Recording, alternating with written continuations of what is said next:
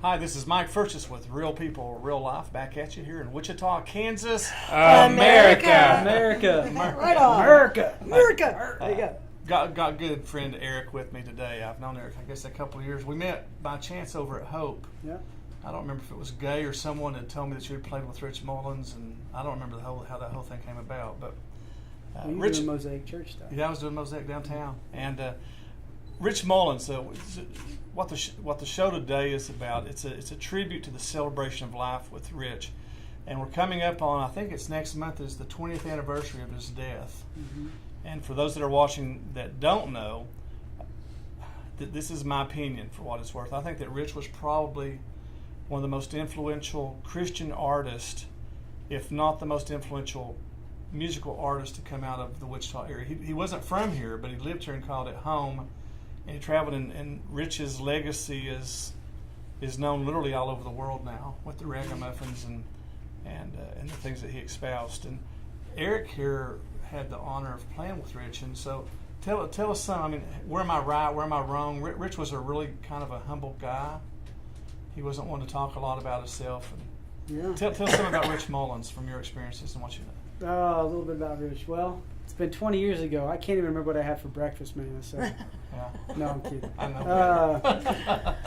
You're right in that. It was an honor that I was given to be able to tour with him and get to know him, and it changed my life.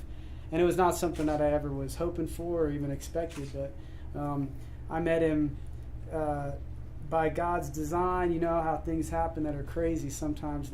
Most of us, probably all of you, have had something happen that was unexpected in your life. And I met Rich at a gas station in Gallup, New Mexico, and I was riding a motorcycle across country, and I was looking a little bit more like Mike, full beard, man.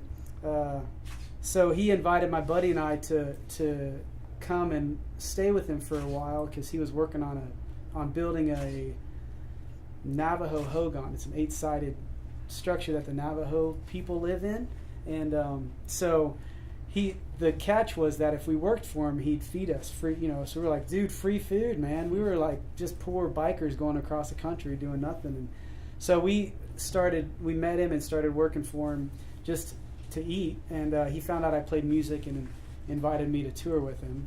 So to my father's chagrin, I gave up what I was doing in school and started touring, and I've been blessed ever since. But it was one of the beautiful things about Rich was how he would meet some random punk kid. I was 23 at the time, and invite him to tour with his band. And that's one of the things that I love about him, is that he was so open to the unexpected curveball that life can throw you, and that when I walked into his life randomly, he was like, hey, come work for me, and hey, why don't you tour with me, and hey, why don't you live with me, and hey.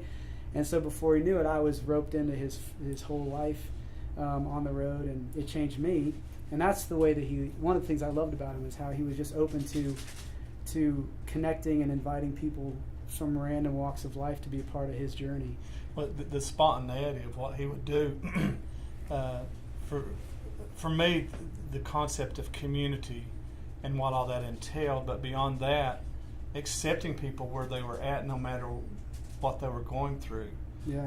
He represented a side of Christianity and faith, if you will, that in some ways is totally opposite and contrary to what we see in a lot of the institutionalization regarding the church and so forth today. Would you agree with that? Yeah. Oh, yeah. Yeah. Tell me, how long had you been with Rich before his accident? So I met him it was in the November of whatever year that was, 96. And so then he died in September of 97. So I knew him almost, 10 months. Yeah. So almost a year.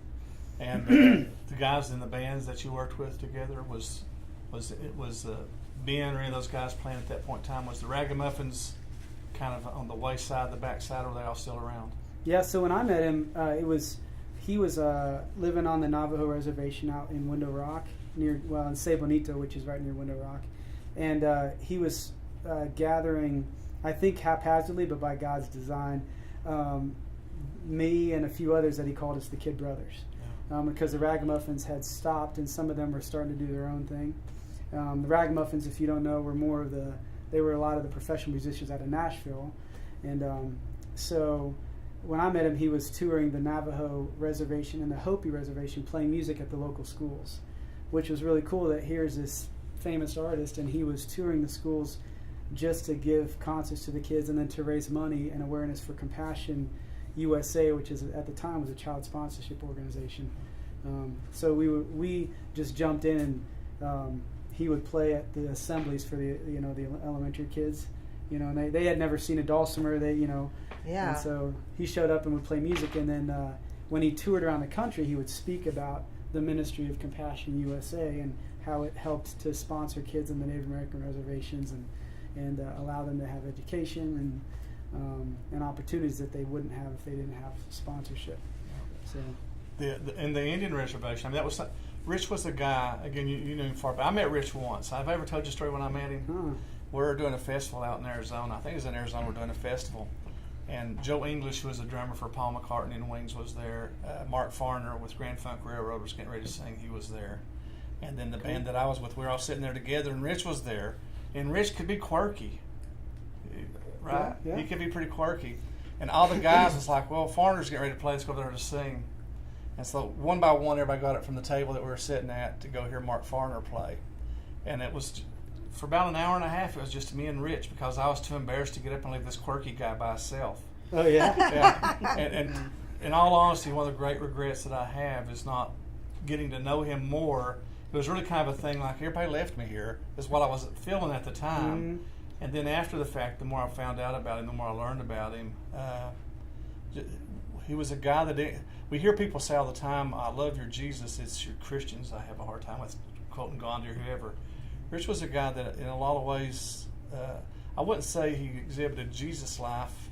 He did in a lot of ways, but he was more like a David. He loved Jesus despite the struggles, despite the difficulties. Yeah. Your thoughts on that?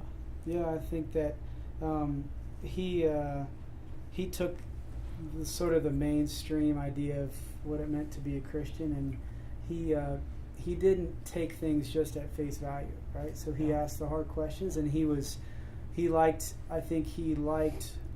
challenging the mainstream thought of what it means to be a believer or means to be a Christian, because it's so easy as humans to grab a hold of what once we understand a concept and it makes sense to us, we go, oh, I got it, this is what it is. And if anybody challenges that, we go, no, you can't rock my understanding of life or faith or God, because otherwise then what do I hold on to? And Rich liked to challenge the idea that it's not even understanding that we hold on to. It's a God who's beyond understanding, and then kind of jab at the church, big church, because the church is screwed up because it's made of people, right? Yeah. And so he liked to ruffle feathers, but did so in a way that I think was honest and bold and prophetic. That was one of the reasons a lot of people like me fell in love with what he was doing, is because of that honesty. I mean, you get tired of being told, no, don't ask that question, because you're on your own individual search. And again, the more I found out even since then, back when I was doing the review for the movie that came out about him that they premiered here in Wichita, I saw you there. They premiered a world premiere movie about Rich's life here in Wichita at the Orpheum. I think it's sold out. And this is, 3 years ago, maybe? It must have been 2014, maybe. Yeah. Wow. So the movie's it's available now on Netflix and Amazon and other places, and if you haven't seen it. But I'm out there in line, and all of a sudden here comes Eric. It's like, dude, what are you standing? They should have had you up front in already. But he was one of those guys, though, that really lived out what he practiced. And we talk about not just the church, but the industry, how the music industry wanted him to do one thing, and he was pretty set on doing things his way in a realistic and an honest way. Mm-hmm. Yeah, that's true. Yeah, we, he had the option to do things even in the music industry, in a way that would be, it would be easy for him to have said, I want, and then list demands, a certain way to record my albums, and I want a certain touring bus, and I want a certain, studio and whatever. But the last album that he recorded, we were in Elgin, Illinois, and he wanted to there was an old abandoned church, and he wanted to practice in there. And it was hot, and it was August, and we were like, come on, dude, like, you could afford he's like, oh, this is great, look at this church, it's big empty, stained glass, whatever. So what he did is he bought a little boom box, the tape player thing, and he was like, hey, so here's my first song. So he played it, and like a couple of the songs, I sat there and held I would hit record and, and wait for me, I screwed up, start it, go back, and and then Mitch and Michael Ockerfer, some of the kid brothers, we were all together, and some of them would take turns holding it because we were also recording an album for Mitch McVicker, who is a good friend, but lives here in Wichita. Or is he still living in Wichita? He's not. He's in Wichita. Atlanta. Okay, he lives in Atlanta. I know he does. He's done a number of shows here for the Vineyard and other places as well. Go ahead. Oh, so anyway, that it's one of those things that he chose to do things his own way, and they'd be like, why don't you just freaking come in and record in a studio your demo? And he's like, no. So he just did it on a tape, and it was great because it's like, man, it works. You don't need all the bells and whistles and stuff, but sometimes it helps. But he just because it's the way that it's always done, he was one of those guys that said, well, so, right? I love that. And so it made people go, ugh. And some of the musicians who would tour with him would get so frustrated because they were used to and being entitled with certain perks of being a famous touring musician, and he was like, nah, he would eat just in a fast food restaurant or invite people in, and I think you talk about, there's a documentary that's been out, it's on Netflix as well now, about Rich that you're on quite a bit. I am? Yeah, you haven't seen it yet? I haven't. No, it's on. I was watching it the other day. What is it? What's the name? It's a Rich Mullins documentary. They filmed you for it, so you had to. Well, I remember. There's a lot of stuff that's out there that I don't. Every once in a while, somebody will send me something. And go, hey, is this you? Yeah. Well, no. That's another guy. Yeah, it's you. I know it's you. But one of the things you spoke about. Was he really smart and wise? And That was you. Yeah, okay. Was he full? I want to touch on this just a little bit. But in the documentary, you talked about the community that he's wanting to establish. Mm-hmm. And one of the things that was so different about him is it's like, what do you want to get paid? What do you want to get paid? Tell us. Do you remember that story? Yeah. Tell us something about that real quick. We got 2 minutes before we go to break. Yeah, no. Okay, so he asked how much I've No, when he brought us together, he said he wanted to have us live in community. And so what we all did is we sat and he said, I want you to think about what are your needs. And one of the values that St. Francis of Assisi held to was the vow of chastity, poverty, and obedience. I guess that's fair. But the vow of poverty, the idea is that not that you don't own anything, but the value underneath that, the core value is that you're not owned by anything, right? That you're free to neither have too much that hinders you or too less that hinders you. But now we get into Woody's territory. Some of the stuff here, but you'll really appreciate this. Keep going though. Okay. Some of the liberal concepts and keep going. We could boil a whole show on this, but the value of those things under you. Go ahead. All right. I like so anyway, basically, you came up with the budget, and I said, man, for like, gas and maybe some money for gifts for people and whatever, I need like $1,000 a month or something like that.